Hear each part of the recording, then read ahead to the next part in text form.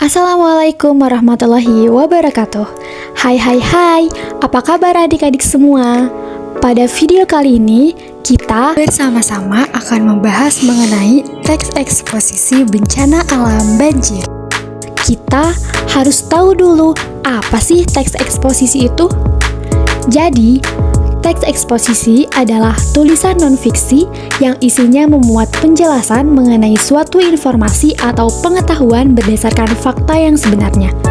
Informasi atau pengetahuan yang disampaikan dalam tulisan ini dibuat secara singkat, padat, jelas, dan akurat. Dalam teks eksposisi juga terdapat struktur teks eksposisi.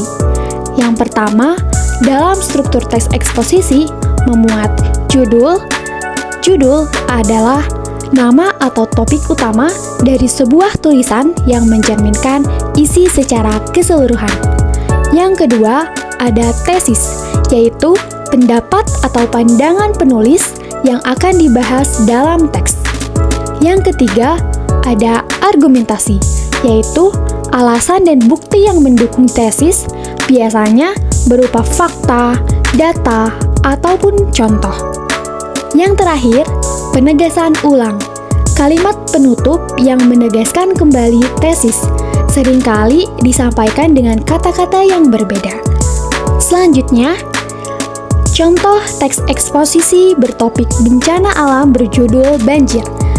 Mari kita bersama-sama membaca teks eksposisi berjudul banjir. Bagian tesis. Banjir merupakan bencana alam yang terjadi pada suatu daerah yang banyak dialiri sungai. Banjir dapat didefinisikan sebagai hadirnya air di suatu kawasan luas sehingga menutupi permukaan bumi di kawasan tersebut. Banjir juga merupakan salah satu bencana alam yang sering terjadi di berbagai wilayah di Indonesia, termasuk di Desa Tanjung Sari, Kecamatan Sukaresik, Kabupaten Tasikmalaya. Banjir yang melanda desa tersebut disebabkan oleh meluapnya anak sungai Citanduy setelah hujan deras mengguyur selama beberapa hari berturut-turut. Bagian argumentasi. Penyebab utama banjir di Desa Tanjung Sari adalah curah hujan tinggi yang berlangsung terus-menerus sehingga menyebabkan debit air di anak sungai Citanduy meningkat drastis dan meluap ke pemukiman warga.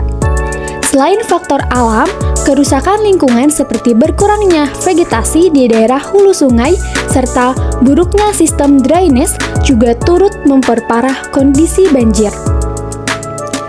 Dampak dari banjir ini cukup serius, antara lain terendamnya rumah-rumah warga, rusaknya lahan pertanian, serta terganggunya aktivitas sehari-hari masyarakat. Tidak sedikit warga yang harus mengungsi demi keselamatan. Selain kerugian materi, banjir juga memicu munculnya penyakit yang disebabkan oleh air kotor, seperti diare dan penyakit kulit. Untuk menanggulangi banjir, pemerintah daerah bersama masyarakat harus segera melakukan pembersihan saluran air, memperbaiki sistem drainase, dan membangun tanggul di sekitar sungai. Bantuan logistik dan medis juga sangat diperlukan untuk membantu warga yang terdampak. Pencegahan jangka panjang perlu dilakukan dengan cara menjaga kelestarian lingkungan, menanam pohon di daerah hulu sungai, serta tidak membuang sampah sembarangan ke sungai atau selokan. Edukasi kepada masyarakat tentang pentingnya menjaga lingkungan juga harus digencarkan agar kesadaran kolektif bisa terbentuk. Bagian penegasan ulang. Banjir yang terjadi di Desa Tanjung Sari merupakan peringatan bahwa bencana alam dapat terjadi kapan saja apabila manusia tidak menjaga lingkungan.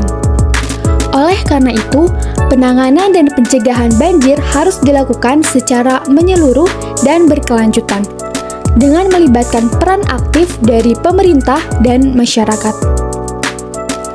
Sekian pembacaan contoh teks eksposisi mengenai banjir. Terima kasih. Wassalamualaikum warahmatullahi wabarakatuh. Sampai jumpa di video selanjutnya.